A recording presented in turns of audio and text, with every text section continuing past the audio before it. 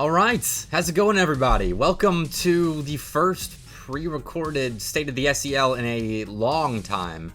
I'm not going live tonight, unfortunately, because of prior commitments. So figured I would record my State of the SEL for Rocket League this week and put it up on YouTube. It's going to be a lot simpler show than usual. Today is just about predictions for the most part because it's playoff time in the SEL, and everyone knows what comes along with playoff time, and that is a lot of bad Bepic predictions. This is typically, I think, my best performing video of the semester because everyone tunes in to see what I'm predicting poorly. So, let's get into it, but actually first, I baited you there.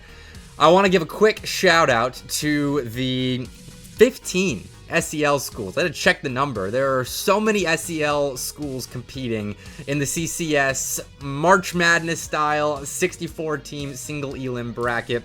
I'll put it up on screen real fast.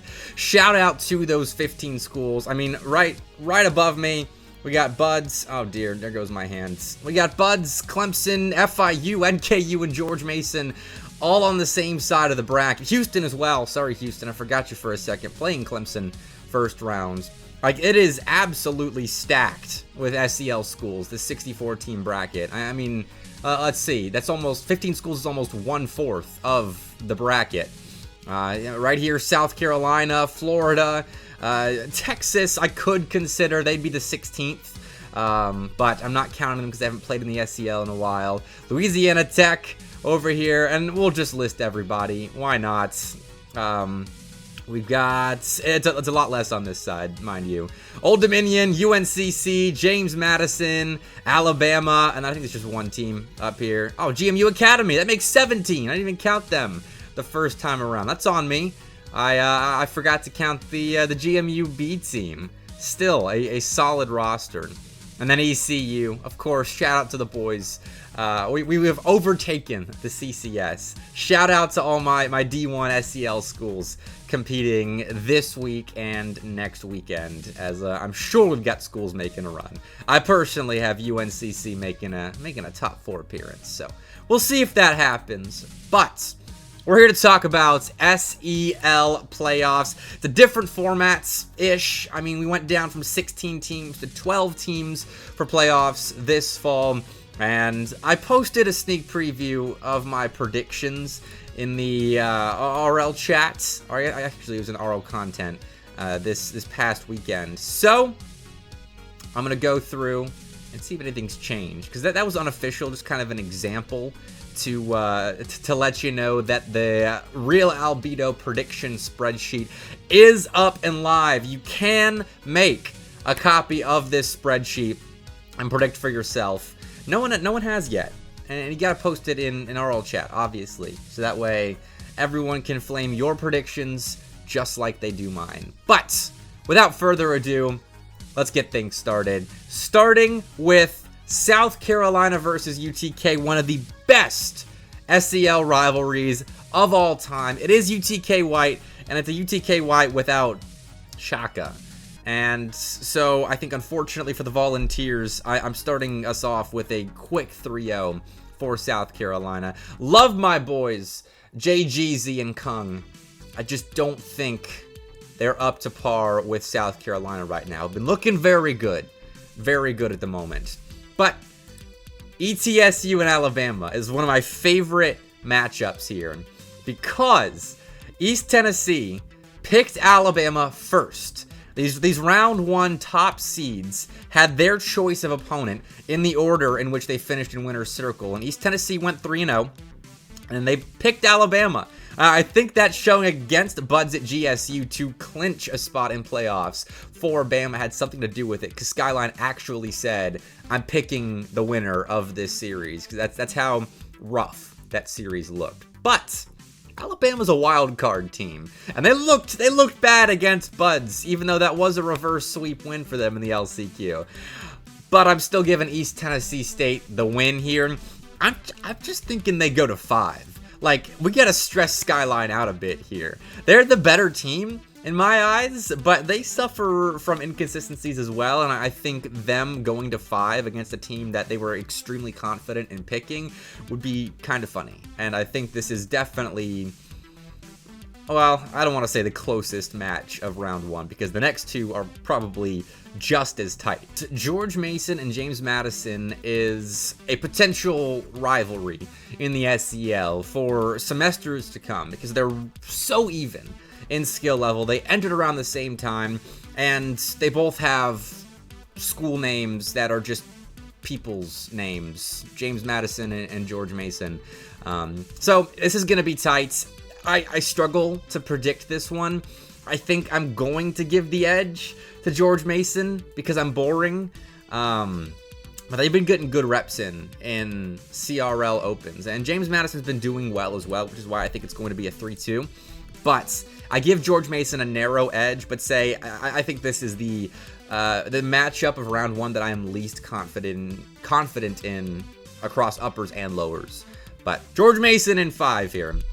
Then moving down, Old Dominion versus Florida. Could be a good series. I think the ball is in Florida's court, whether this is a competitive series or not, because Florida has been looking extremely solid recently, and I have to favor them against an Old Dominion team that has been shaky all season across all leagues that I've been watching them in. I think 3-1 is where I have this.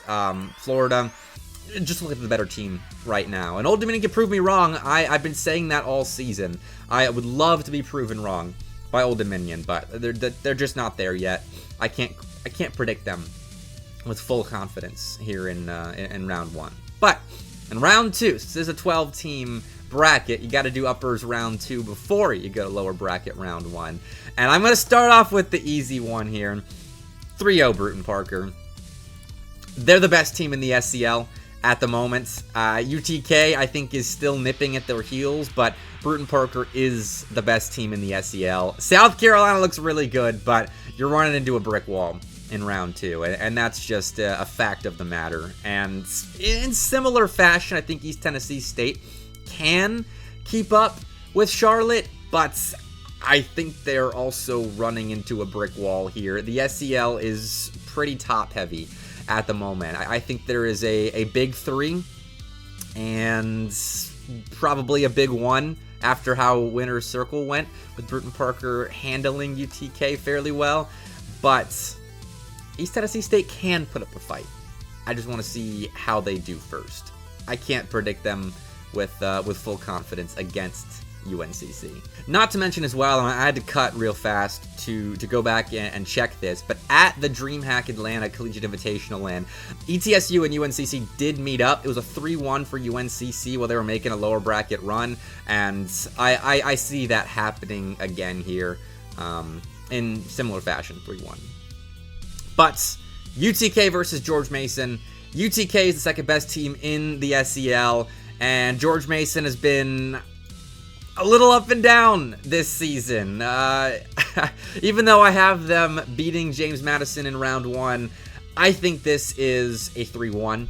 I'll give George Mason a game, probably, because UTK is a fairly slow starting team at times, and with this being their first matchup, I'm sure they'll have a good scrim at 7 Central, but they're having to wait to play that first series. George Mason is going to be warm. I'll give them game 1. UTK wins the series, though. And FIU versus Florida. This is a banger. Intrastate matchup. Super interesting matchup. This potentially could be a semifinal in CCS. I didn't go all the way through the bracket in this video, but FIU and Florida as a 2 and a 3 seed, if memory serves. Maybe 2 and a 2 seed. I don't remember off the top of my head. They could match up in semifinals if they take down their respective 1 seeds in their side of the bracket. So could be an exciting one to watch. This could be a precursor to that next week. But FIU and Florida, I say go to game 5. And I think right here, Florida's going to pull the upset. And this might just be me being a Florida lover. I'm not an FIU hater. Zernite and the boys are awesome, and I love them. I'm so happy they're playing in the SEL this season. But I think Florida gets it in Game 5. They've been looking really solid lately. They've been beating teams around this level. They look super competitive against UTK in the SEC Championship in CCS, and I think they keep that going here. And I'll predict the next round of our bracket now, they run into UTK again. Again, I think I'm going to give Florida a game because of a slow starting UTK. But 3-1 is my prediction. I think 3-1 or 4-1 is typically where I'm going to go with UTK when they're favored in a series. Florida, they look good against UTK in the SEC Championship, but this is the SEL. This is Tennessee's territory.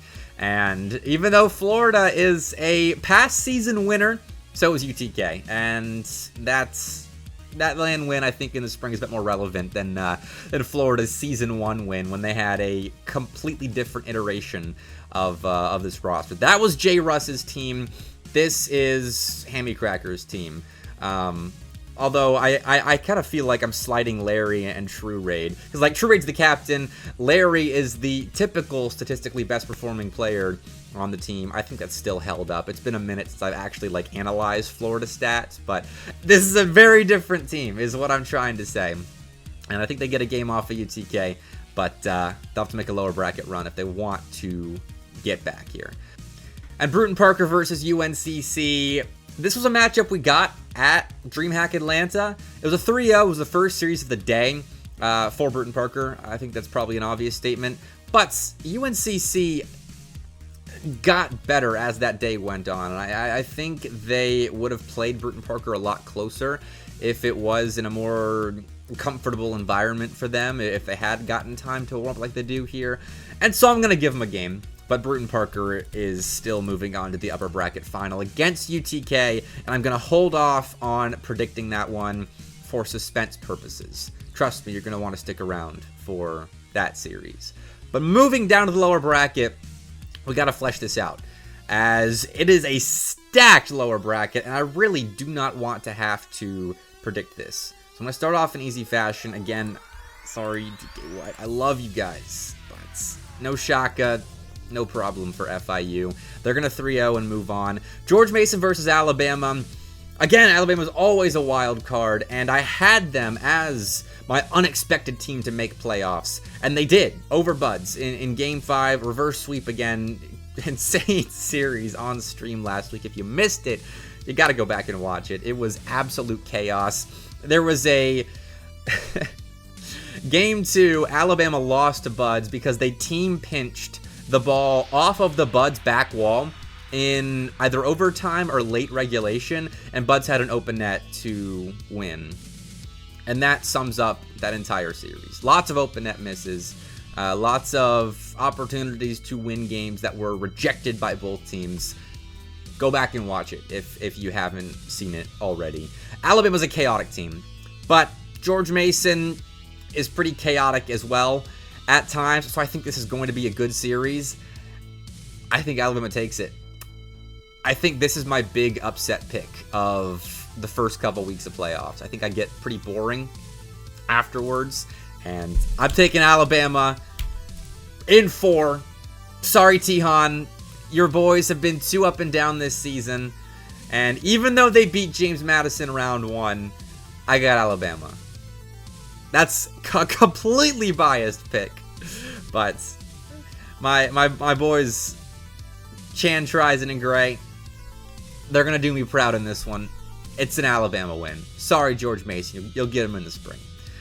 ETSU and James Madison has been a budding rivalry between CCS and SEL this season as well.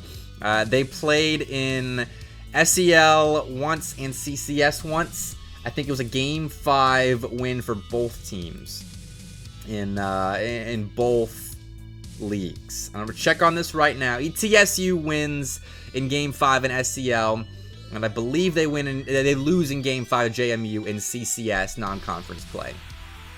So, it's split going to Game 5, so obviously we're going to Game 5 again. It's 2-2. Yeah, take ETSU back there. And in this one specifically, I like East Tennessee State.